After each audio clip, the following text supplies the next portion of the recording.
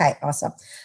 Okay, so skipping to Dr. Jones. Dr. Chris Jones is one of our hand and wrist surgeons, and Dr. Jones sees patients at Malvern, Lankenau, and Bryn Mawr. And he will be speaking today on thumb arthritis flare, the risk of COVID-19 home projects. Okay, great. Thanks, Jen, for coordinating this great event.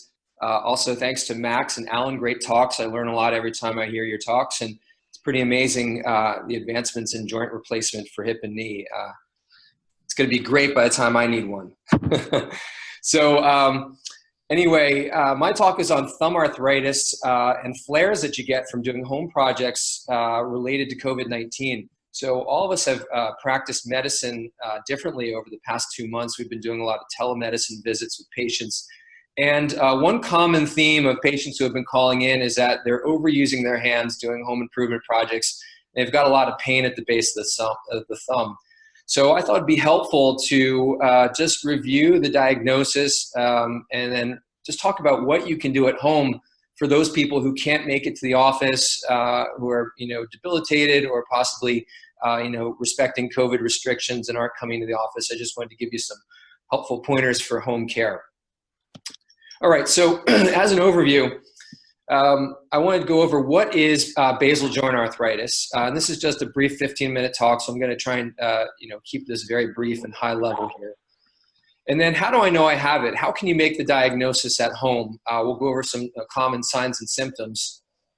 What are the at-home treatments? And when I say at home, I mean what can you buy in a pharmacy? What can you buy online? And what changes can you make at home to improve your pain?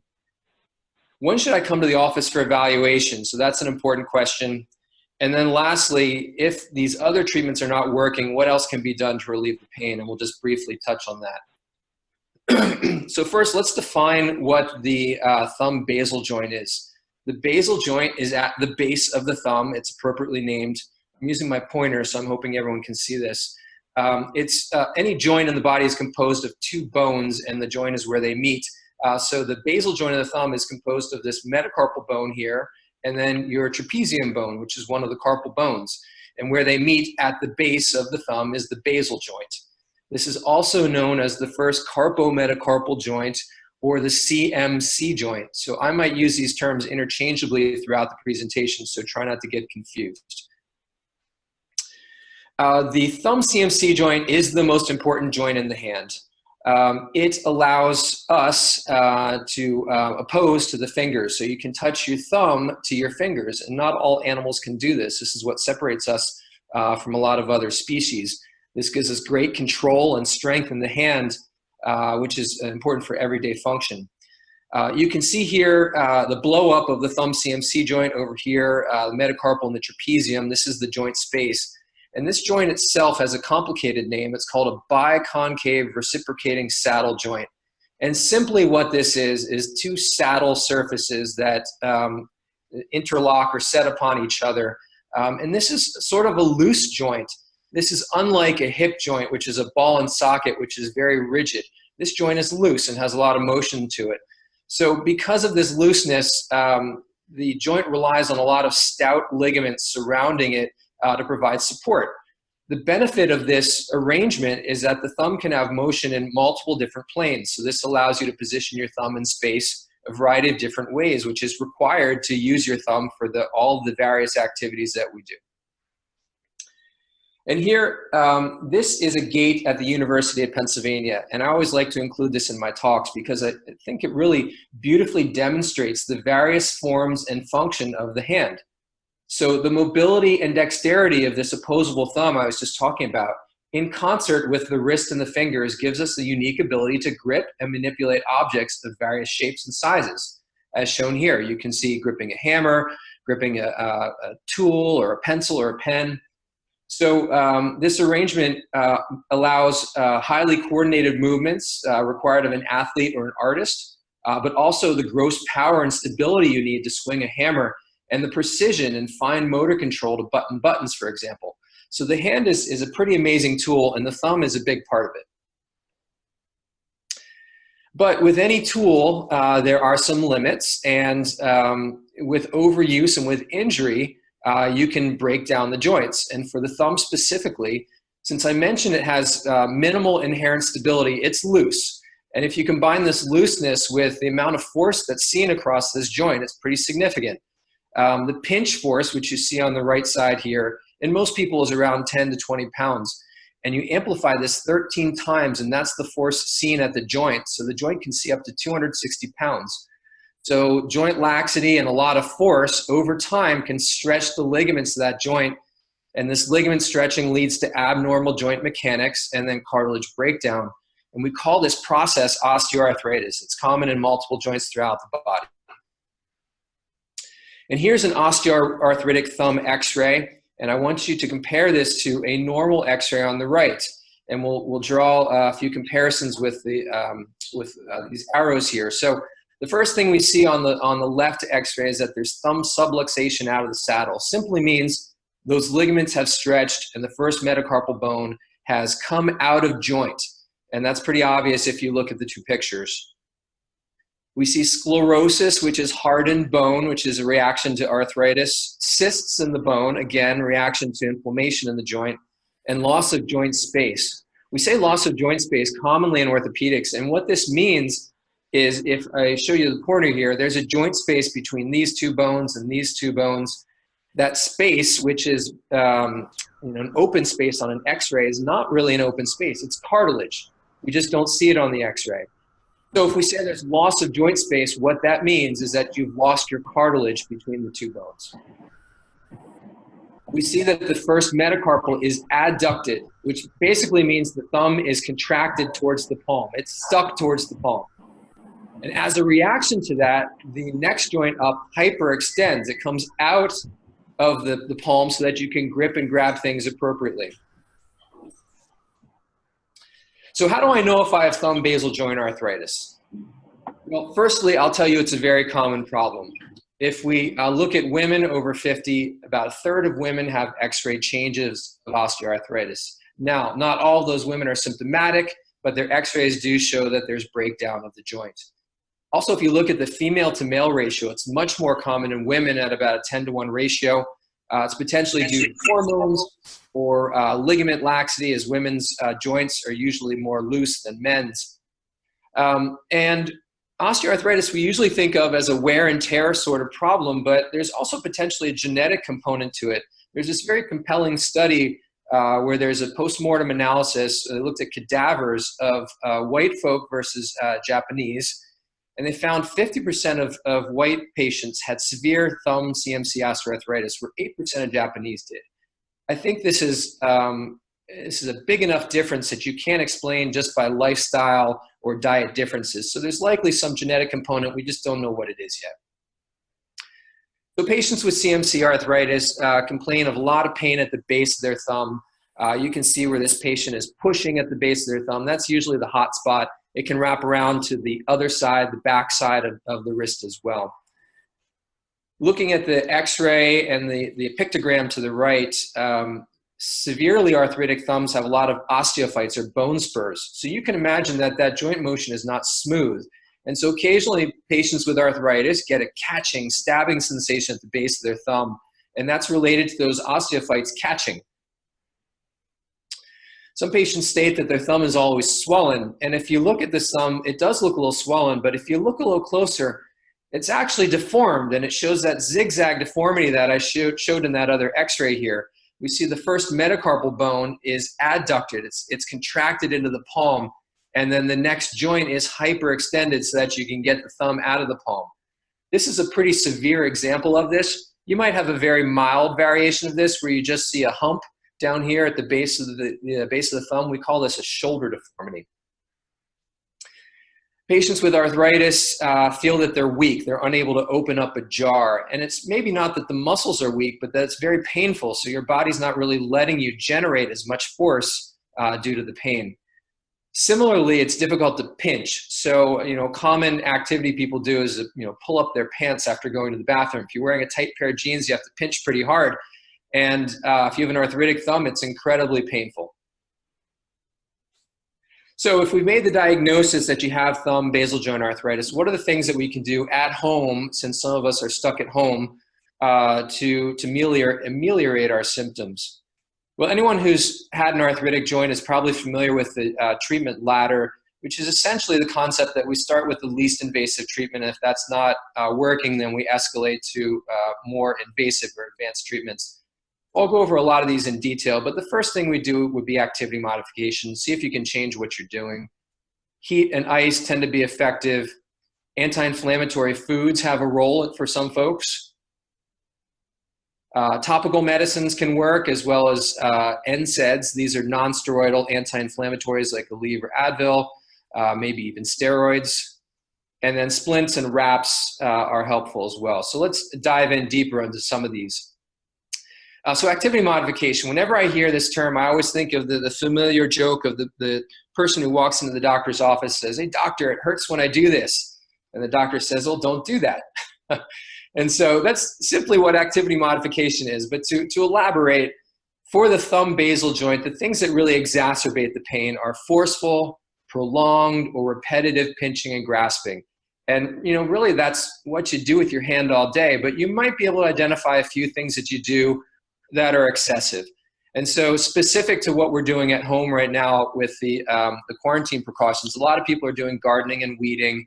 That's something that would clearly set it off. Crocheting, knitting, all sorts of needlepoint work, that's can be bad for thumbs. Spring cleaning. Also, if you are a tennis player or golfer, having a grip that's a little bit bigger and softer, cushier, tends to help with arthritis. Heat and ice are beneficial. I would say, though, that most arthritic patients say that heat feels better. Hot shower always makes the thumb feel better, or other joints in the hand. A heating pad can be helpful, or a paraffin bath, as you see up here on the right. I would mention that some people do like ice, but usually it's not as effective as heat, so I would try heat first.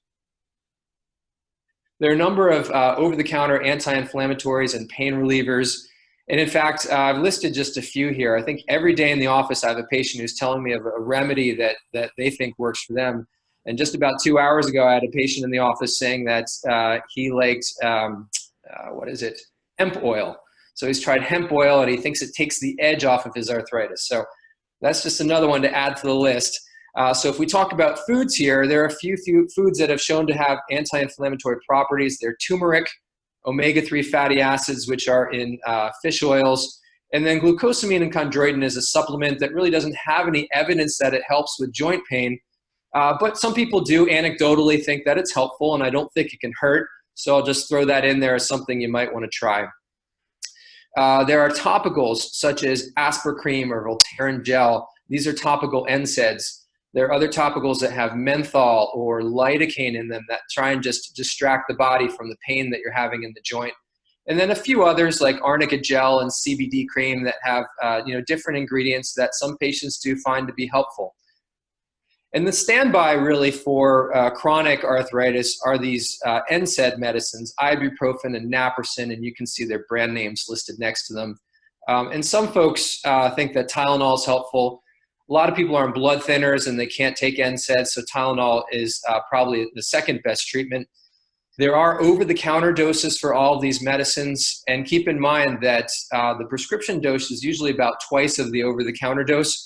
So I wouldn't necessarily recommend that you do that without seeing a doctor, but keep in mind there is room to go up on your dosage if what you're taking over the counter is not helpful. I'll also mention that acetaminophen has a maximum of about 3 grams per day. There are a number of splints that can be helpful, and all these can be purchased over the counter. My favorite is the Comfort Cool Sleeve. This is a soft neoprene wrap that wraps around the base of the thumb. You can use this all day for your daily activities. It provides a little support, a little bit of warmth, and also a reminder that you shouldn't be using your thumb for forceful pinching and grasping. The Push Metagrip is a little bit more expensive, but by far the smallest splint that you can get out there. So a lot of people that are working full-time jobs, their vocation doesn't allow them to wear a big splint like this one. So that's one you can find online. And then sort of the most aggressive one is the Thumb Spica Splint. It immobilizes both your wrist and your thumb. And if you're having a severe flare, I think this is the one that might be most effective for you. So that being said, when should you come to the doctor's office for an evaluation? Well, if the previous mentioned treatments are not working, if you're still having a lot of pain despite splinting and NSAIDs and heat and activity modification, then it's time to come into the office. Patients with severe uncontrolled pain that really affects their daily function. They can't work, they just can't do the things around the house that they need to do. Please don't wait, just come into the office and we'll take a look. Then any numbness, tingling, or difficulty sleeping. This could indicate a different diagnosis, such as a nerve compression, which would be treated differently. So I would not hold out coming into the office for that either. So if you do come to the office, what more can we do? Well, there's physical therapy, and physical therapy is really a common treatment for many orthopedic conditions. However, for arthritis of the thumb, it's not great. If I do write a prescription for physical therapy, it's not going to be for stretching and strengthening exercises. It's going to be for the therapist to sit down with you and look at your daily activities and make some recommendations on how you can adjust, what splints you can use, and what home treatments would be best for you. Usually 1 or 2 visits is enough for that. Moving on to injections, so they're very effective. There's cortisone injections, and there are other types out there that are off-label at this point, such as the Synvisc and other hyaluronic acid medicines that are injected in knees and hips, and then possibly even stem cells, although this is very experimental at this point. And then surgery is the last step.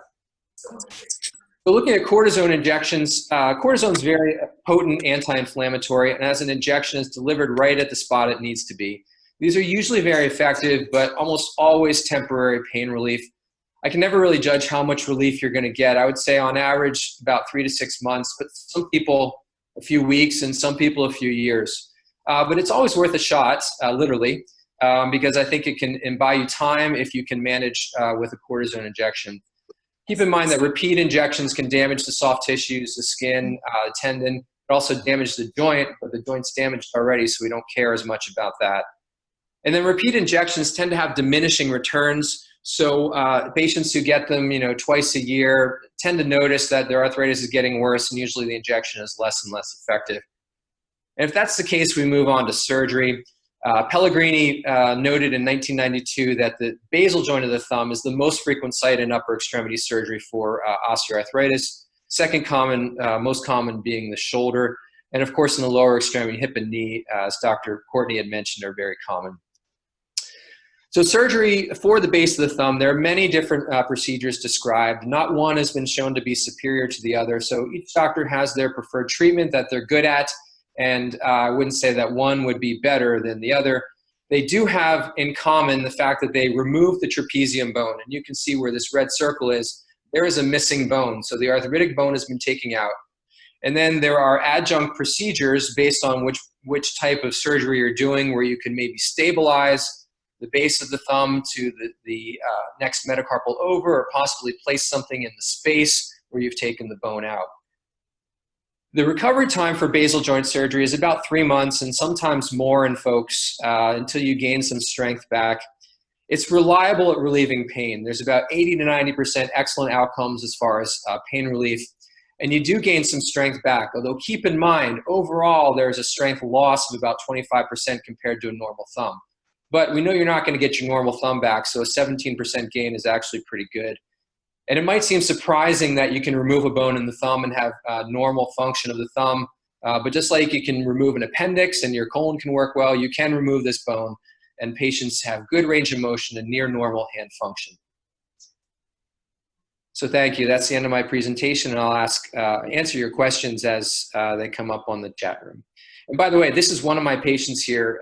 She had wrist surgery a few years back, and she sent me this picture showing me that she's excited to have her wrist back again, as she's an avid rock climber. And I thought this was just an amazing photo. This is in Yosemite. And this is how rewarding this job is. You get your patients back to their activities like this. Thanks a lot.